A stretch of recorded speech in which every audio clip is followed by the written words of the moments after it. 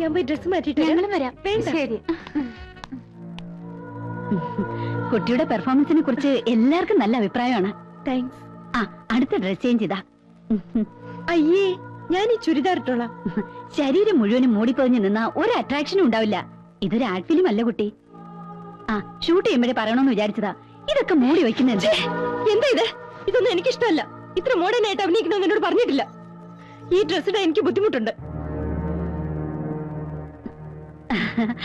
കുട്ടിക്ക് ഇഷ്ടമല്ലെങ്കിൽ ഞാൻ നിർബന്ധിക്കുന്നില്ല. Take it easy. Okay, bye.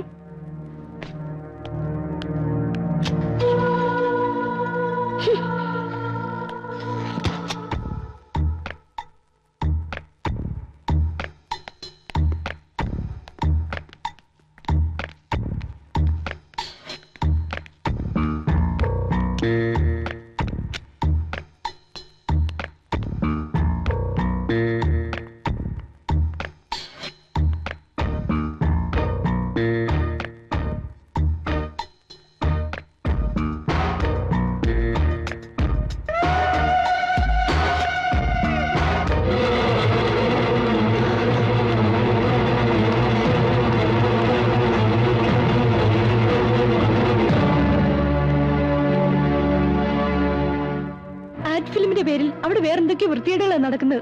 നമുക്ക് ഉടനെ പോലീസിൽ വിവരം അറിയിക്കണം. അത് വേണോ? വേണം.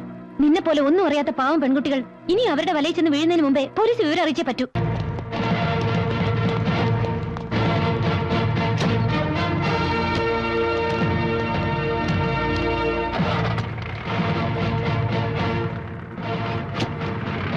ആ ഒരു സംഭവം എന്റെ ജീവിതത്തിൽ ഇത്രയും വലിയൊരു ആഘാതം സൃഷ്ടിക്കുമെന്ന് ഞാൻ ഒരിക്കലും പ്രതീക്ഷിച്ചില്ല. ഞാൻ ഇവിടെ ഉണ്ടായിരുന്നു, ഇങ്ങനെയൊന്നും സംഭവിക്കില്ലായിരുന്നു. ആ സമയത്ത് തിരുവനന്തപുരത്തെ കെട്ടിയെടുക്കണമെന്ന് പറഞ്ഞ് DIGയുടെ ഫോൺ. ഇത്രയൊക്കെ ആളുകൾ ഉണ്ടായിട്ട് എന്ത് പ്രയോജനം? നാറാവുന്നിടത്തോളം നാറിയില്ലേ ഞാൻ. സ്റ്റേഷനിലെത്തും മുമ്പേ ജാമ്യവുമായി ആളുണ്ടായിരുന്നില്ലേ അവിടെ? കേസ് പോലും ചാർജ് ചെയ്യാതെ പുഷ്പം പോലെ ഇറങ്ങി പോന്നില്ലേ ദേവയാനി? ആ സിന്ധു എന്ന പെൺകുട്ടി നേരിട്ട് വന്ന് റിട്ടേൺ കംപ്ലൈന്റ് കൊടുത്ത സ്ഥിതിക്ക് SIക്ക് നടപടി എടുക്കാതിരിക്കാൻ പറ്റുമോ? അതും പുതുതായി ചാർജ് എടുത്ത ഒരാൾക്ക്. എന്നെ അപമാനിച്ചവളെ ഞാൻ വെറുതെ വിടില്ല. ഈ വരുന്ന 27-ാം തീയതി അവളുടെ വിവാഹമാണ്. ആ വിവാഹം നടക്കാൻ പാടില്ല. ഞാൻ അനുഭവിച്ച വേദന, അപമാനം അതവൾ ജീവിതകാലം മുഴുവൻ അനുഭവിക്കണം. സംഭവമല്ല ഒതുക്കിയ സ്ഥിതിക്ക് ഈ ഒരു വാശിയുടെ ആവശ്യമുണ്ടോ? ഉണ്ട്. അല്ലെങ്കിൽ ഈ ദേവയാനി ജീവിച്ചിരുന്നിട്ട് കാര്യമില്ല. സിന്ധു, അവളെ ഞാൻ കുത്തുവാള അടിപ്പിക്കും. ഇതെന്റെ ശപഥമാണ്. പാഞ്ചാലി ശപഥം എന്നൊക്കെ പറയുന്ന പോലെ ദേവയാനി ശപഥം അല്ലേ? അതെ, ഈ ശപഥം നിറവേറ്റാൻ സേതു സാർ എന്നെ സഹായിച്ചേ പറ്റൂ. ദേവയാനി ഇമോഷണൽ ആവണ്ട. അപ്പോൾ നേരെ ദേവയാനിക്ക് എന്താ വേണ്ടെന്ന് വെച്ചാ ചെയ്തു കൊടുത്തേക്ക്. ശരി.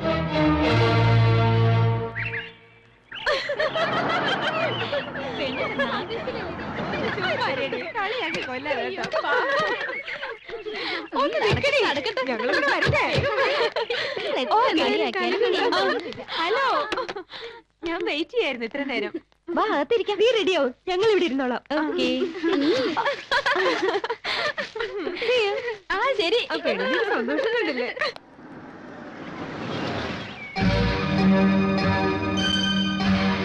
മാഡം, ഒരു ഫോണുണ്ട്. 1 minute.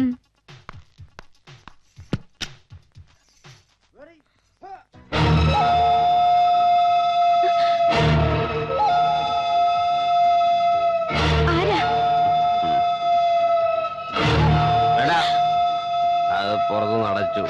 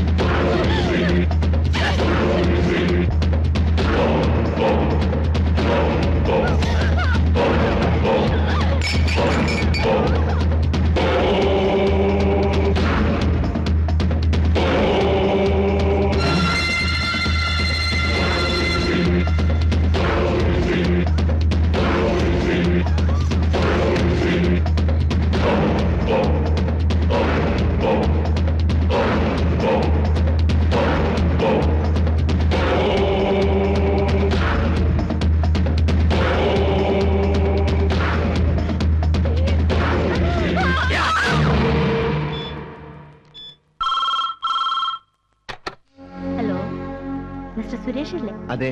നിങ്ങൾ കല്യാണം കഴിക്കാൻ പോകുന്ന സിന്ധു എന്ന പെൺകുട്ടിയുടെ ചാരിത്ര ശുദ്ധിയെ കുറിച്ച് അറിയണമെങ്കിൽ നാച്ചുറൽ ബ്യൂട്ടി പാർലറിൽ വന്നാൽ മതിയാവും. നിങ്ങളാരാ? You are well wisher. Okay, bye. Hello hello.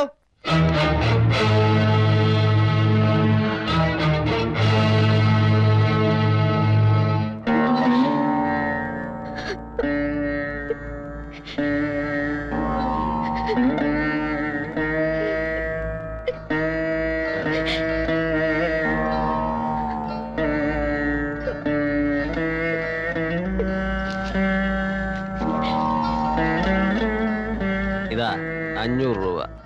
സാധാരണ ഞാൻ 100 രൂപ കൊടുക്കാറുള്ളൂ. ആ, നീ വലിയ വീട്ടിലെ പെണ്ണല്ലേ?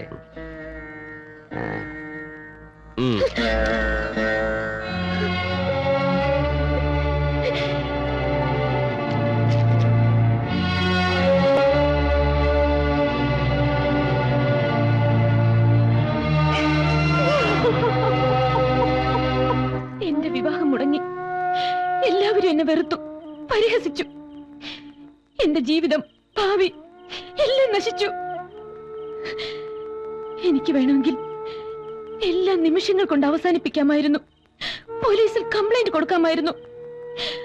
അല്ലെങ്കിൽ എന്റെ വയറ്റിൽ വളരുന്ന കുഞ്ഞിനെ നശിപ്പിച്ചിട്ട് ഒന്നും സംഭവിക്കാത്തതുപോലെ ഏതെങ്കിലും ചെറുപ്പക്കാരന്റെ ഭാര്യയെ ജീവിക്കാമായിരുന്നു.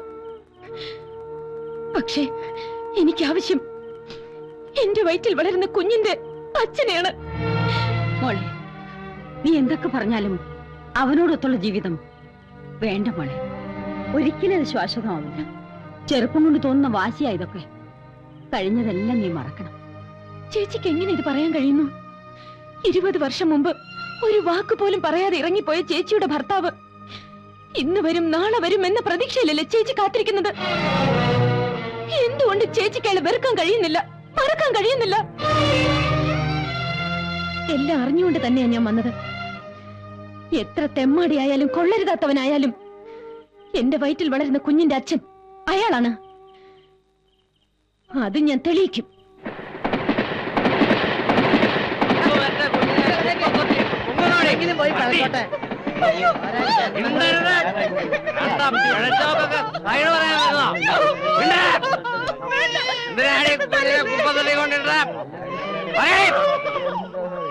സത്യം പറഞ്ഞോണം. എന്തിനാണ് ഈ കുഞ്ഞിനെ കുപ്പത്തടി കൊണ്ടിട്ട് ഒരു നിവൃത്തിയില്ലാത്തോണ്ട് കണ്ടടത്തൊക്കെ മേഞ്ഞു നടന്നപ്പോ വയറ്റിലുണ്ടാവുന്ന ഓർത്തില്ലേ നീ? വളർത്താൻ നിവൃത്തിയില്ലെന്ന്. എടീ, നിന്റെയൊക്കെ വയറ് വീർക്കാതിരിക്കാൻ വേണ്ടിയാ സർക്കാർ ചീപ്പ് റേറ്റിൽ ഓരോ സാധനങ്ങളും മാർക്കറ്റിൽ ഇറങ്ങിയിരിക്കുന്നത്. അതറിയില്ലേ നിനക്ക്? ഒരു പെണ്ണിനോട് പറയാൻ കൊള്ളാവുന്ന വർത്താനാണ് നീ പറയുന്നത്. എണ്ണം കൊണ്ട് പറയുന്ന ആസനിക്ക. തന്തയും തള്ളയും ആരെന്നറിയാതെ തെരുവിന്റെ സന്തതിയായി വളർന്നതിന്റെ വേദന നിങ്ങൾക്കാർക്കും മനസ്സിലാവില്ല.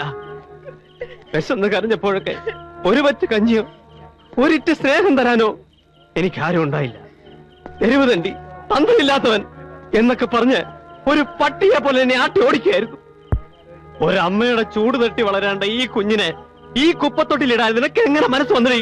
പുല്ലേ, കൊണ്ടുപോടി. ഇനി വേറെ എവിടെങ്കിലും കൊണ്ടുപോയി കുഞ്ഞിനെ കളഞ്ഞെന്ന് ഞാൻ അറിഞ്ഞാൽ കൊന്നുകളയും തന്നെ ഞാൻ. പെണ്ണെന്ന് പറഞ്ഞാ പിഴയാണടി, ഒറ്റ എണ്ണമില്ല നല്ലത്. പോ. നിൽക്ക്, പോകാൻ വരട്ടെ. ഒരു പെണ്ണ് ചീത്തയാണെന്ന് കരുതി എല്ലാ പെണ്ണുങ്ങളും അങ്ങനെയാന്ന് പറയരുത്. ഓ, ഒരു ശീലാവധി വന്നിരിക്കുന്നു. നീ ആരാടി ഇതിടപെടാൻ?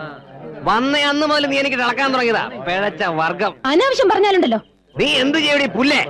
ഒരു ചാരിത്രവതി വന്നിരിക്കുന്നു. എന്താ സംശയം? നിന്റെ ചാരിത്രം എന്താന്ന് എനിക്കറിയാം. അതെന്നെ കൊണ്ടുകൂടെ പറയിപ്പിക്കരുത്. എന്ത് പറയാൻ? നിന്നെ ഞാൻ അനുഭവിച്ചിട്ടുള്ള ലേഡി. ഈ പറഞ്ഞത് ഒരു പ്രാവശ്യം കൂടി പറയാമോ? ഒന്നല്ല 100 വട്ടം പറയാം. നീ എന്റെ കൂടെ കിടന്നിട്ടുള്ളവളാണ്. എന്താ നിന്റെ നാവ് ഇറങ്ങിപ്പോയത്? മതി, അത് കേട്ടാ മാത്രം മതി എനിക്ക്. ആ നാവിൽ നിന്ന് തന്നെ ഇത് കേൾക്കാൻ വേണ്ടിയാ ഞാൻ ഇത്ര നാളും കാത്തിരുന്നത്.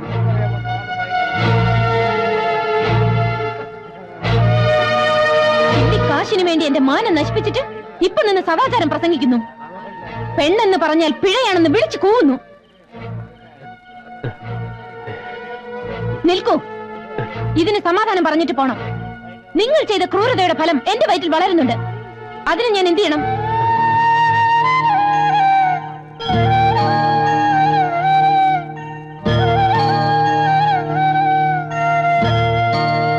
നിങ്ങളുടെ അമ്മയും ഈ സ്ത്രീയും ചെയ്തതുപോലെ പ്രസവിച്ച ഉടനെ ഞാനും കുഞ്ഞിനെ ഏതെങ്കിലും കുപ്പത്തൊട്ടിയിൽ വലിച്ചെറിയണോ? ആ കുഞ്ഞ് നിങ്ങളെ പോലെ തന്തയില്ലാത്തവനായി വളരണോ?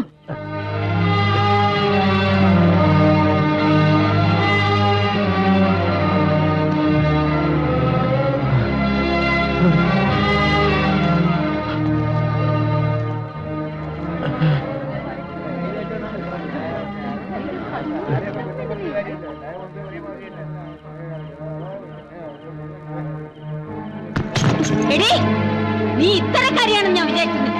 ഇനി ആ പടി ചവിട്ടി പോരും. മാനവും മര്യാദയ്ക്കും ജീവിക്കുന്നോളാ ഞാൻ. ചേച്ചി, ആരാ നിന്നെ പഴപ്പിച്ചെന്ന് വെച്ചാ അവന്റെ കൂടെ പോയി കൊടുത്തോ. മാറങ്ങോട്ട്.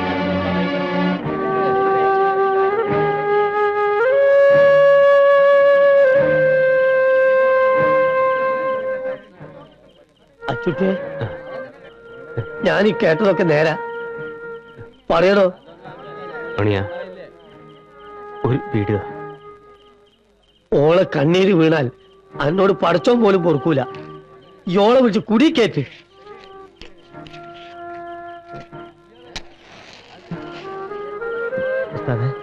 ഞാൻ വിളിക്കട്ടെ?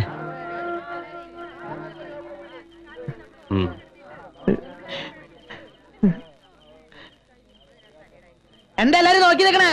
കാഴ്ച കണ്ട് മതിയായില്ലേ? പോയി കിടന്ന് ഉറങ്ങാൻ നോക്ക്. പെങ്ങളെ വാ.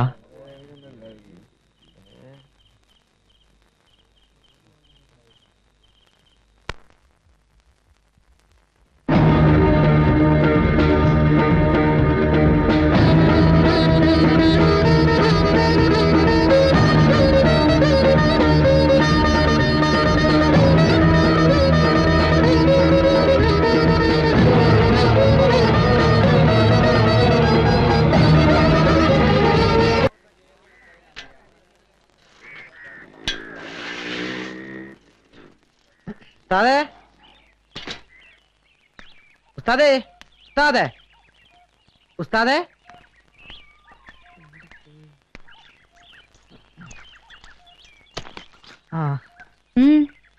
ഉസ്താദ് എവിടെ? എന്നോടാണോ ചോദിക്കുന്നത്? രാത്രി ഇവിടുന്ന് ഇറങ്ങിപ്പോയതാ. എവിടെ പോയതാ? കണ്ടിട്ട് എന്താ ഇത്ര അത്യാവശ്യം? ഇന്ന് ആരുടെ കയ്യും കാലം വെട്ടാനാ കരാറ്? ഈ വെട്ടും കുത്തുമായിട്ട് എത്ര കാലം ജീവിക്കാമെന്ന നിങ്ങളുടെയൊക്കെ വിചാരം?